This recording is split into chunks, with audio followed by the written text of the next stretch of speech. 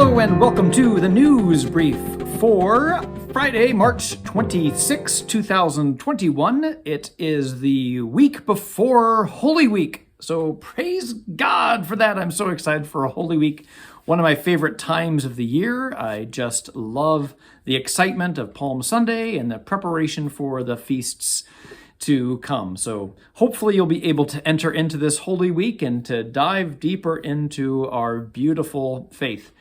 Before I get into more announcements about that, let me just say something about there has been another scam going around that is supposedly coming from me saying that I'm asking for a favor. It's a scam. It is a scam. Check those email addresses. If something seems weird to you, check if it's coming from gshawnee.org or not, and if it's from FR Kent. If it's not coming from that address, it's not from me. And if it sounds weird, it probably is not right. So I don't usually just say, hey, I need a favor from you without clarifying what that favor is. I might ask favors of you, but I'm not just going to say, hey, I need a favor. And I'm certainly not going to say I need gift cards. So, except for maybe Lollapalooza, which is coming up. And so we are still doing gathering for that. And we've got our Fund a Need set. And it's lots of exciting things happening with that.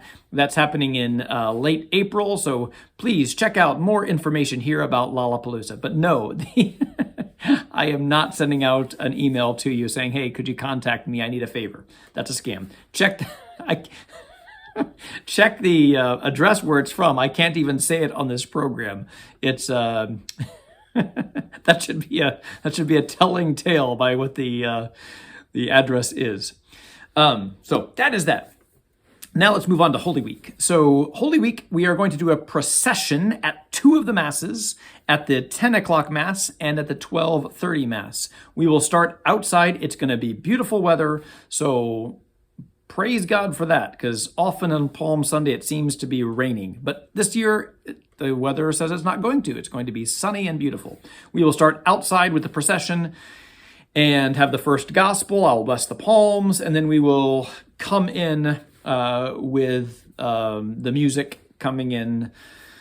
We can wave our palms and everything. That's all COVID friendly, but keep our 6 feet and everything, and then take your spots.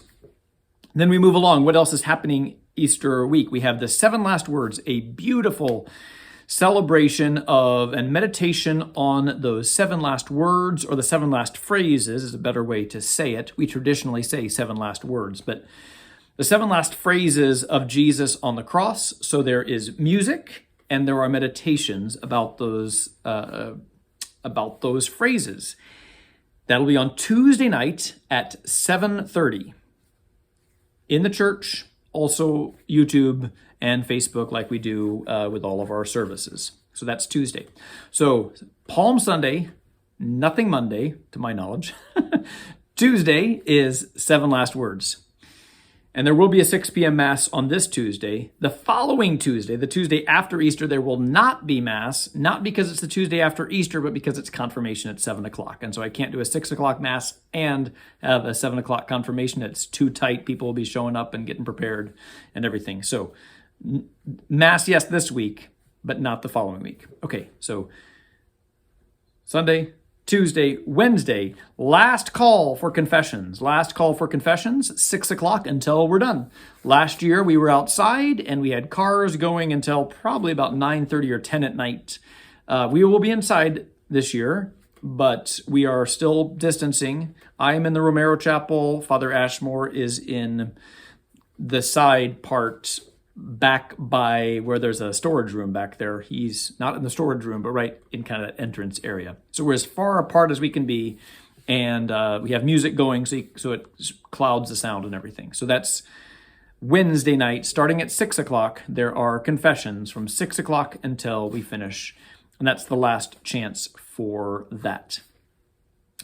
On Holy Thursday is the celebration of the Lord's Supper. That'll be at 7 o'clock. It's a beautiful service. There are still room for signups on the Sign Up Genius, 7 o'clock. This is where traditionally we have the washing of the feet, but to no one's surprise, I imagine, we are not washing feet this year. but the rest of the Mass is still very beautiful. It's sad to lose one of the most beautiful moments of the liturgy, but it was always optional anyway. So it's a very touching part, but we will not be doing that.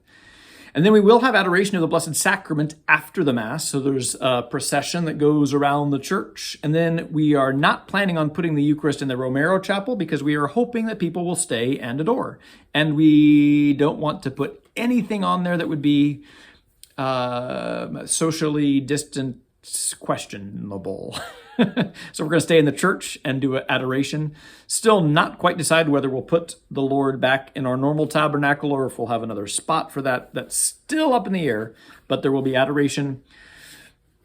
We can have adoration until midnight. I will be there until there aren't really people there anymore, and then we'll close up shop. I'm planning on being there at least till 10:30 or 11, but if everyone leaves at 9:30, well, then maybe I'll leave an hour later or so. But that's Thursday.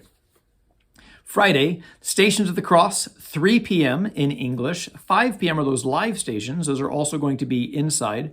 I thought that it might have been good to do it outside, but when they was explaining to me that people would crowd in and you can control the crowd better with the pews. So that made sense to me. So that's why that is also inside. But usually it's a beautiful celebration outside and they go through those stations, but it's also a lot of people. And there were some concerns that people would stay apart. So we are having both of those inside. So 3 o'clock is the English stations, 5 o'clock is the Spanish stations, and 7 o'clock is the Good Friday service where we have the veneration of the cross. Again, this year, no one is going to come up and touch the cross. That's one of the most beautiful things. I'm so excited to do that again next year. Hopefully, God willing, where people come up and venerate, touch the cross from all different angles, and people are touching those that can't make it up the stairs. It's really profound and beautiful. But not this year. But I did not have the Good Friday service last year, so I didn't even get to venerate the cross. But guess who's got the Good Friday service this year? So I get to venerate the cross. That doesn't mean, I don't have the Holy Thursday service, but I am excited to celebrate Good Friday. So that's Friday. And then Easter Saturday, or Holy Saturday better, is the big grand celebration of the Easter Triduum, of the Easter Saturday, the Easter Vigil service. And that is at 7:30 to go a little... I might have the time wrong. I think it's at 8. I think it's at 8. Look, I'm going to tell you what time it is right here. This is the time. This is the correct one. But I'm not going to stop the video here.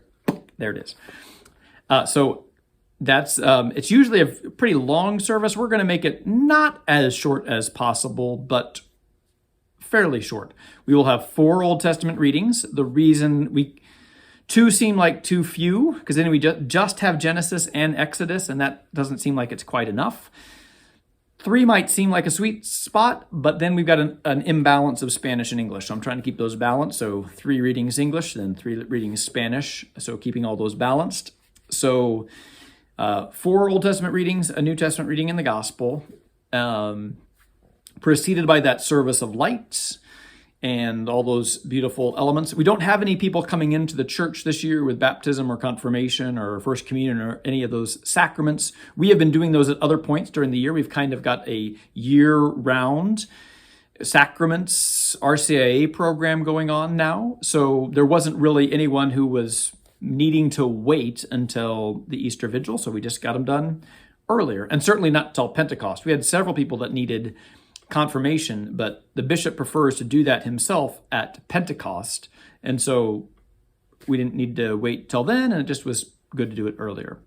So it'll still be a longer service. I would bet it'd be about an hour and a half, just so you know. We are normally trying to keep services around 45 minutes. None of these 3 services are going to be 45 minutes, but the other pieces were pieces of mask and distancing. We're going to maintain all of those things. And we'll try to keep things moving, but we want to have a beautiful, reverent celebration. So that's that. And then Easter Sunday, the great celebration. We have a 7 a.m., a 9 a.m., and 11 a.m. Those are the 3 masses in English. We also have 12:30 and 4 p.m. 7, 9, and 11 are all full according to the Sign Up Genius. Now, so those are signed up. However, people, if Christmas teaches us anything, some people signed up but then didn't show up. So we are hopeful that there will still be space for those that might want to come to the Easter celebration.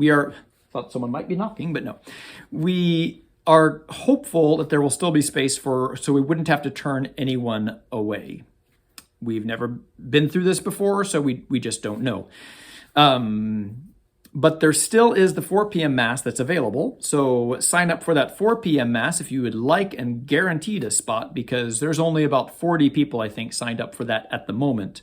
So it's not an ideal time, and it might not be ideal to have it both English and Spanish, but that's what we have available at the moment. We also have the 12:30 Spanish Mass, which still has space there at that Mass. So 7, 9, and 11, they're all full. They were full by Monday. 9, 11, I think those were already full by like 5 o'clock on Sunday evening last week. So they went quick. And we are still hopeful again that if you would like to come, we feel pretty confident that there will be space, not pressing people in. You know, we're going to still maintain those 6 feet distance things. We're not going to crowd a whole bunch of people in. But we believe that we can get a good number in there, more than 200, safely in there with 6 foot distancing, wearing the mask and everything. And if we can't, we will use the overflow there in the narthex and or the social hall. I mean, if there's a lot of people. But we would encourage people, if there's a lot of people coming in, if it gets overwhelming, we will say we'd invite you to either live stream or come back at the 4 o'clock Mass. So those are some options. So that's what's coming up with this holiest of weeks. So basically it's Holy Week edition for this week of GSN. A little bit of Lollapalooza, a little bit of scams. But I hope that you have a blessed week and just enter in fully to this beautiful mystery of our faith. So have a great Holy Week, and I will probably do something next week with GSN, but I can't promise that there will be something that lands on Good Friday, because that will be otherwise occupied. Have a great week. See you next time.